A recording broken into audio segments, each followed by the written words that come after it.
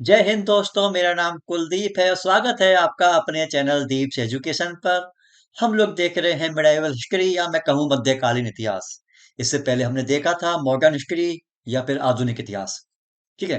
जिसमें हमने देखा था कि किस तरह अंग्रेज आए थे और किस तरह हमारा देश आजाद हो गया था।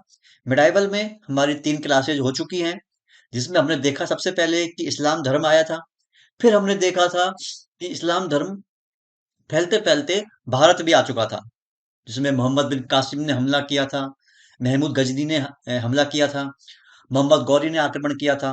फिर मैंने ये भी बताया था कि तराइन के सेकंड युद्ध में मोहम्मद गौरी के साथ में उसका एक सेनापति या दास आया था, उसका नाम था कुतुबुद्दीन ऐबक, जो दिल्ली सल्तनत की स्थापना कर देता है। दिल्ली सल्तनत एक तरह से मैं कहूं कि दिल्ली में, भारत में जो मुस्लिम हैं उनका राज हो चुका है, वो गद्दी पर बैठ चुके हैं, दिल्ली की गद्दी पर। इसमें हमें 5 डायनेस्टी के बारे में पढ़ना है, क्योंकि बाद में मुगल आ जाते हैं फिर। ठीक है। सबसे पहले स्टार्टिंग की थी दास वंश की या मैं कहूँ सिलेब डायनेस्टी की। स्टार्टिंग होते कुतुबुद्दीन ऐबक से और लास्ट जो डायनेस्टी है सिलेब डायनेस्टी या दास वंश, वो एंड हो जाता है कैकुबाद पर। कैकुबाद और उसका बेटा क्यूमर्स, उन दोनों को मार देता है जलालुद्दीन खिलजी, और एक नए वंश की शुरुआत होती है, उसका नाम है खिलजी वंश। तो आज हमें जो खिलजी वंश है उसी के बारे में देखना है। तो अगर आपको वीडियो अच्छी लगे तो वीडियो को बाद में लाइक करके जरूर जाएंगे, और चैनल आपने सब्सक्राइब नहीं किया है तो सब्सक्राइब जरूर कर लें, जिससे आगे की ऐसे ही वीडियोज आप तक पहुंचती रहें, जो एग्जाम को देखते हुए इंपॉर्टेंट है। एग्जाम चाहे कोई सा भी हो, स्टेट एग्जाम हो, आपका दिल्ली सबऑर्डिनेट बोर्ड का एग्जाम हो, एसएससी, रेलवे, जहां जहां भी हिस्ट्री आएगी, यहाँ यहाँ से क्वेश्चन उसमें एग्जाम में आने हैं। जो भी हमारा कुछ छूट जाएगा, हम उसको बाद में प्रीवियस ईयर क्वेश्चन से भी देख लेंगे। ठीक है। हम लोग ऐसा कर रहे हैं कि हम लोग कम से कम क्लासेज में ज्यादा से ज्यादा स्कोर कर पाए। ठीक है। और जुड़ना चाहते हैं तो इंस्टाग्राम, टेलीग्राम, फेसबुक की लिंक दी गई है, यहाँ जाकर भी आप जुड़ सकते हैं क्लिक करके। इनको मैं नीचे कमेंट बॉक्स में पिन कर दूंगा, वहां जाकर भी आप जुड़ सकते हैं। तो हमें आज स्टार्ट करना है खिलजी वंश के बारे में। ठीक है। खिलजी डायनेस्टी है, हमें उसके बारे में आज देखना है। ठीक है। जो खिलजी वंश है, उसका जो टाइम पीरियड था वो था 1290 से 1320। ठीक है। याद हो जाएगा तो अच्छी बात है, चीजें आपको अच्छे से क्लियर रहेंगी। नहीं याद होता है तब भी कोई दिक्कत वाली बात नहीं है, 5-6 बार देखोगे तो अपने आप आपके दिमाग में सेट हो जाएगा कि खिलजी वंश का टाइम पीरियड 1290 से 1320 था। 30 साल के आसपास इसका शासन रहा था। ठीक है। जलालुद्दीन खिलजी है ना, ये मार देता है किसको, कैकुबाद और क्यूमर्स को। ठीक है। तो यह खिलजी वंश का संस्थापक था। ठीक है यहाँ तक। इसका जो टाइम पीरियड था वो 1290 से 96 के आसपास था। फिर वही बात, याद हो तो ठीक, नहीं हो तो ठीक। ठीक है। यह कौन कौन था, यह कौन था, इसके बारे में कुछ बातें हैं कि यह खिलजी वंश का, खिलजी डायनेस्टी का फाउंडर था, संस्थापक था। यह आपको बता ही दिया है, क्योंकि इसने कैकुबाद और क्यूमर्स को मार के खुद गद्दी पर बैठा था। ठीक है। इसकी हत्या किसने की थी, आप सभी ने मूवी देखी होगी पद्मावत। पद्मावत में सीन दिखाया भी गया है कि अलाउद्दीन खिलजी जो इसका भतीजा होता है, वो इसको मार देता है। ठीक है, अपने चाचा को। तो इसकी हत्या है, किसने की थी, इसके भतीजे ने। भतीजे का नाम क्या था, अलाउद्दीन खिलजी, जिसके बारे में आप सभी ने कुछ ना कुछ जरूर पढ़ा होगा। बड़ा ही फेमस हुआ है वो अकबर की तरह। ठीक है। बड़ा ही बहादुर भी था ये। ठीक है। तो अलाउद्दीन खिलजी है, इसके भतीजे ने इसको मार दिया। ठीक है। अब हमें पढ़ना है अलाउद्दीन खिलजी के बारे में, जो एग्जाम को देखते हुए भी इंपॉर्टेंट है। ठीक है। अलाउद्दीन खिलजी, इसके बारे में कौन कौन सी बातें हैं अलाउद्दीन खिलजी के बारे में, आपको जो टाइम पीरियड है याद हो जाए तो अच्छी बात, नहीं हो तब भी कोई दिक्कत वाली बात नहीं। ठीक है। 20 साल के आसपास इसी अकेले ने राज किया था दिल्ली की गद्दी पर। इसे कहा जाता है, एग्जाम में कई बार पूछा जाएगा कि दिल्ली सल्तनत का सिकंदर किसको कहते हैं। दिल्ली सल्तनत का, इसे सिकंदर कहा जाता है। ठीक है। दिल्ली सल्तनत का सिकंदर कहा जाता है। सिकंदर के बारे में आप सभी ने नाम सुना भी होगा, जिसका एक्चुअल नाम था अलेक्जेंडर। लेकिन कहते हैं कि हमारे भारत में जिन चीजों को हम अच्छे से बोल नहीं पाते, तो उसका नाम चेंज कर देते हैं। तो जो आपका अलेक्जेंडर था, भारत में आते आते सिकंदर बन गया था। ठीक है, तो अलेक्जेंडर ही था, तो सिकंदर जिसको कहते हैं। तो अलाउद्दीन खिलजी को दिल्ली सल्तनत का सिकंदर कहा जाता है। एग्जाम में बार बार एक क्वेश्चन पूछा जाता है कि दिल्ली सल्तनत का सिकंदर किसको कहा जाता है? अलाउद्दीन खिलजी को कहा जाता है। ठीक है, इसके कुछ काम है, बड़े ही इंपॉर्टेंट काम है, जो आज जैसे जो प्रणाली चलती हैं, चाहे मार्केटिंग के बारे में हो, किसी के बारे में हो, तो अलाउद्दीन खिलजी से बहुत सारी चीजें हैं जो ली गई हैं। जैसे अलाउद्दीन खिलजी के बारे में खास खास बातें कौन कौन सी हैं? जैसे कि आज के टाइम में देखा होगा आपने कि हमारी खुद की एक परमानेंट आर्मी है, थल सेना है, वायु सेना है, नौसेना है। तो उसी टाइम पर अलाउद्दीन खिलजी ने एक स्थायी सेना बनाने की शुरुआत कर दी थी। परमानेंट आर्मी होनी चाहिए, जब भी काम पड़े तो इनको लड़ाई में भेज दो। स्थायी सेना बनाने की शुरुआत की थी इसने। स्थायी सेना बनाने की शुरुआत की। ठीक है, दूसरा, इसने सेना को नगद वेतन देना शुरू कर दिया। जैसे आज के टाइम में यही तो होता है कि जो सेना होती है या कोई भी हो एम्प्लॉय हो, उसको नगद वेतन दिया जाता है। जैसे अब तो क्या मंथली होता है, उस टाइम इसने नगद वेतन देना शुरू कर दिया था। तो उस समय की बहुत बड़ी बात थी ये। इसने सेना को नगद वेतन, मैं कहूँ सैलरी है ना, नगद वेतन देना शुरू कर दिया था, जो उस समय की बहुत बड़ी बात हुआ करती थी। ठीक है, मैंने आपको बताया था कि इल्तुतमिश ने एक सिस्टम शुरू किया था, उसको नाम दिया था इक्ता व्यवस्था। तो इसने क्या किया है कि इक्ता प्रणाली थी, उसको खत्म कर दिया। इक्ता के बारे में मैंने पहले ही बताया था। इक्ता होती क्या है? इक्ता व्यवस्था होती है कि जैसे कि कुछ भूमि होती है, तो उस पर जो रिवेन्यू मिलता है, जो इनकम होती है, सीधा जो राजा होता है, सुल्तान होता है, उसके पास जाता है। तो उस भूमि को हम कहते हैं खालसा भूमि, खालसा क्षेत्र।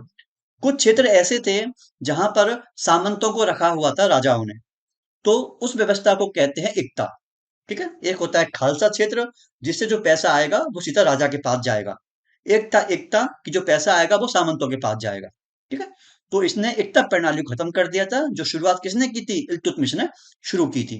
ठीक है, अब चूंकि इनको लड़ाई के लिए घोड़े वगैरह होते थे, तो अपने घोड़े की पहचान कैसे हो?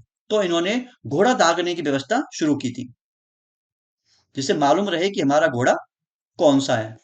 तो घोड़ा दागने की प्रथा शुरू की थी। ठीक है, क्या नाम है कि इसने घोड़ा दागने की प्रथा शुरू की थी। ठीक है, घोड़ा दागने की व्यवस्था।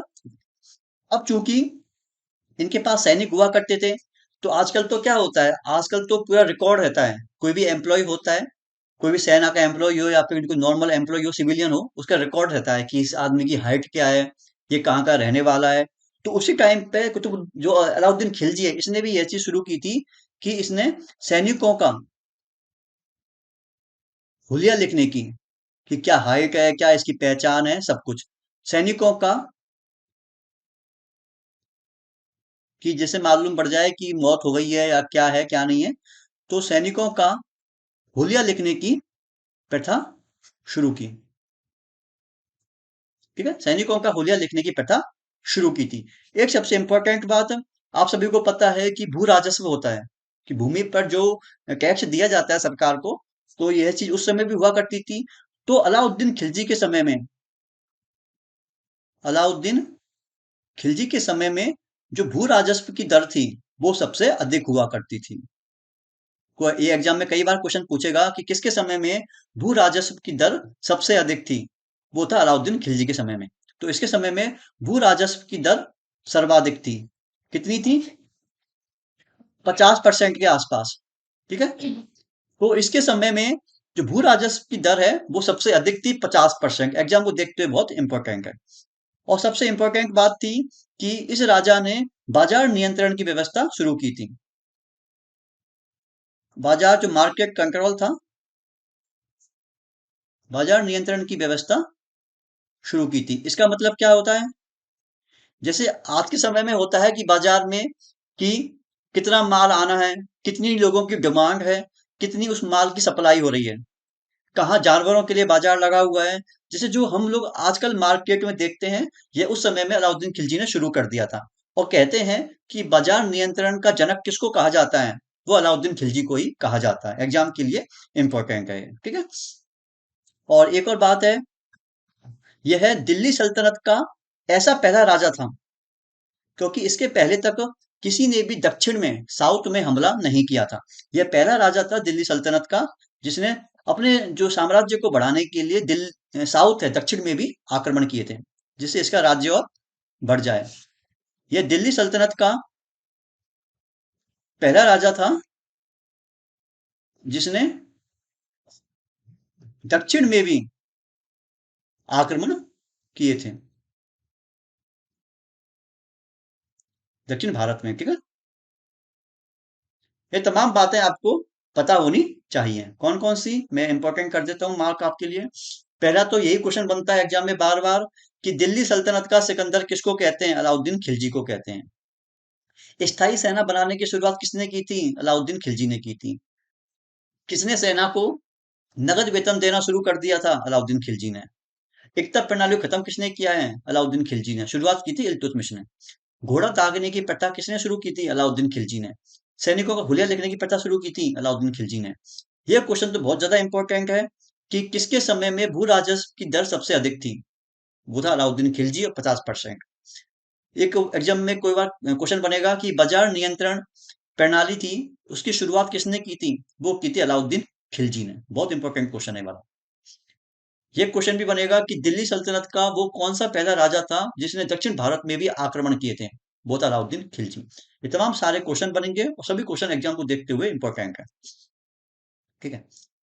फिर आपको देखना है कि आपने एक नाम सुना होगा, अमीर खुसरो। आपने एक नाम सुना होगा, अमीर खुसरो। अमीर खुसरो एक कवि हुआ करते थे जिन्हें कहते हैं भारत का तोता। इनकी आवाज इतनी अच्छी थी, इन्हें भारत का तोता भी कहा जाता है। एग्जाम के लिए इंपॉर्टेंट है कि भारत का तोता किसे कहते हैं? अमीर खुसरो को कहा जाता है। ये कहाँ के रहने वाले थे? ये रहने वाले थे यूपी के। यूपी में एक जिला पड़ता है एटा, उसके पटियाली गांव के थे। याद हो तो ठीक, नहीं हो तो ठीक, फिर भी ये याद होना चाहिए कि यह यूपी के थे, ठीक है।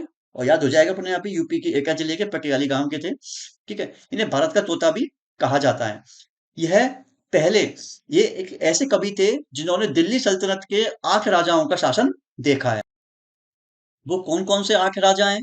तो स्टार्टिंग होती है बलबन से, ठीक है। या पूछ लेते हैं कि अमीर खुसरो ने कितने राजाओं का शासन देखा है, मतलब मैं कहूं कितने राजाओं के समय में ये दरबारी कवि रहे थे।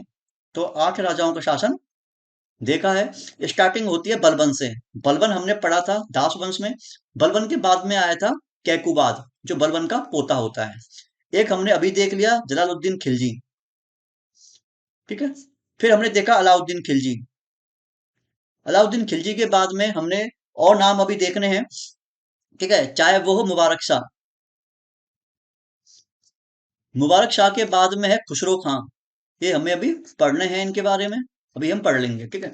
खुसरो खां के बाद में फिर तुगलक वंश आ जाएगा, तो तुगलक में जाएगा गयासुद्दीन तुगलक, जो तुगलक वंश की स्थापना करता है। और गयासुद्दीन तुगलक के बाद में आता है मोहम्मद बिन तुगलक। मोहम्मद बिन तुगलक, जिसको कहते हैं पागल राजा। इसके बारे में हम पढ़ेंगे, अपना आपको नाम याद हो जाएंगे, ठीक है। 8 राजा हैं, 1 2 3 4 5 6 7 8, ठीक है। ये क्वेश्चन कई बार पूछ लेगा कि कितने राजाओं का शासन देखा है अमीर खुसरो ने? 8 का। और नाम हो सकता है बाई चांस आपसे पूछ ले कि किसका देखा है किसका नहीं देखा है, तो थोड़ा बहुत दिमाग में सेट कर लेना, उससे आपको अपने आप ही याद आ जाएगा। और अलाउद्दीन खिलजी के बारे में आपने एक इम्पोर्टेंट बात देखी भी होगी, जो पद्मावत मूवी आई थी उसमें भी देखा होगा कि इसका एक प्रसिद्ध सेनापति हुआ करता था। अलाउद्दीन खिलजी का एक प्रसिद्ध सेनापति या फिर दास हुआ करता था। नाम सुना होगा आपने, मलिक काफूर। मूवी में आपने देखा भी होगा, ठीक है। मलिक काफूर है इसका सेनापति था और इसका दास था, ठीक है। मलिक काफूर को कहते हैं 1000 दिनारी। क्वेश्चन बन लेगा कभी कभी कि किस सेनापति को 1000 दिनारी के नाम से जानते थे? मलिक काफूर को 1000 दिनारी क्यों? क्योंकि एक तरह से किसी को पैसे देते हैं ना, सैलरी देते हैं, तो मलिक काफूर को 1000 दिनार दी जाती थी। दिनार एक मुद्रा हुआ करती थी, करेंसी हुआ करती थी। इसलिए इसको 1000 दीनार दी जाती थी, इसलिए इसको 1000 दीनारी भी कहते हैं मलिक काफूर को। इंपॉर्टेंट क्वेश्चन है वाला कि किसको 1000 दीनारी कहते हैं? मलिक काफूर को। ठीक है।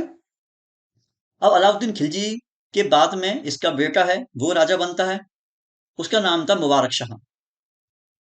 ठीक है। अलाउद्दीन खिलजी का जो बेटा था, यहां लिख देता हूं कौन था, यह था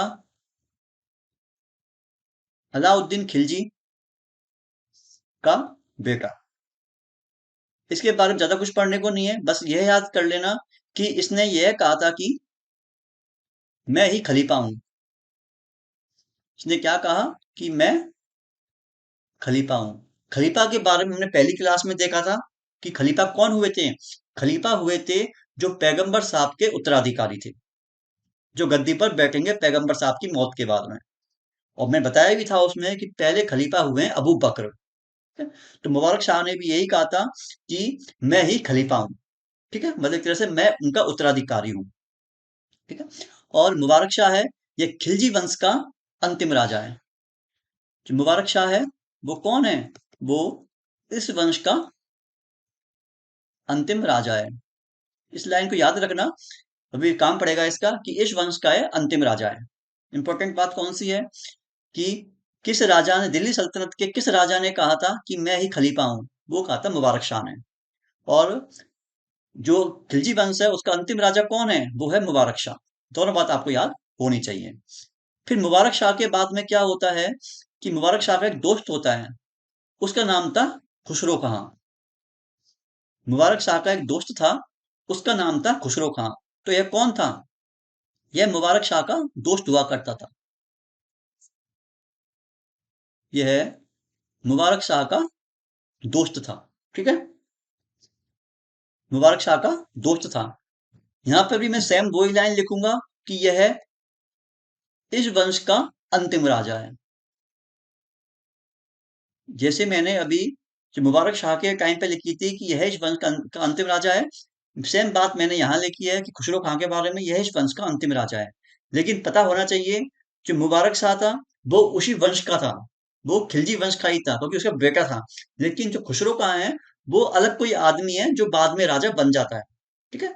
तो कहने को तो यह वंश में अंतिम राजा है, लेकिन यह एक्चुअली उस वंश का नहीं है। उस वंश का तो कौन था? मुबारक शाह था। ठीक है। इस वंश का अंतिम राजा है। मतलब मैं कहूं कि खुसरो खां की बॉडी में ना खिलजी वंश का खून नहीं बह रहा, ऐसा समझ सकते हो। ठीक है। फिर खुसरो खां की हत्या कर देता है कौन? Ghiyasuddin Balban. Sorry sorry sorry sorry, Ghiyasuddin Tughlaq. ठीक है। जो खुसरो कहाँ है उसकी हत्या कर देता है गयासुद्दीन तुगलक। तो ऑब्वियसली बात है, गयासुद्दीन तुगलक हत्या कर देगा तो एक नए वंश की स्थापना होगी। उसी वंश को हम पढ़ेंगे तुगलक वंश के नाम से, तुगलक डायनेस्टी के बारे में। ठीक है। दिल्ली में नाम सुना भी होगा आपने तुगलकाबाद, उसी के नाम पर पड़ा हुआ है, तुगलक के नाम पे। ठीक है। तो गयासुद्दीन तुगलक है। तो हमें अगली क्लास में देखना है तुगलक, तुगलक डायनेस्टी के बारे में। ठीक है। तो उम्मीद है आपको मजा आया होगा। यहाँ पे इंपॉर्टेंट मार्क कर देता हूँ कि खुसरो कहाँ इस वंश का अंतिम राजा है। आपको देख लेना है कि क्वेश्चन में क्या पूछना चाह रहा है। इसकी हत्या गयासुद्दीन तुगलक कर देता है और एक नए वंश तुगलक वंश की स्थापना हो जाती है। तो क्लास थी आज की, काफी मजेदार थी, छोटी क्लास थी। हमने 4 राजाओं के बारे में देखा था। सबसे इंपॉर्टेंट इसमें अलाउद्दीन खिलजी था, जिसको अपन लोग दिल्ली सल्तनत का सिकंदर भी कहते हैं। आपको लगा हो कि वीडियो आपके काम की थी, वीडियो अच्छी लगी हो, यहाँ से आपके बहुत सारे क्वेश्चन एग्जाम में आने वाले हैं, तो वीडियो को वीडियो को लाइक जरूर करें। कोई कमेंट हो, कोई क्वेरी हो, कोई डाउट हो, नीचे कमेंट कर सकते हैं। बाकी अपना ध्यान रखें, अपना ख्याल रखें। जय हिंद, जय भारत, थैंक यू।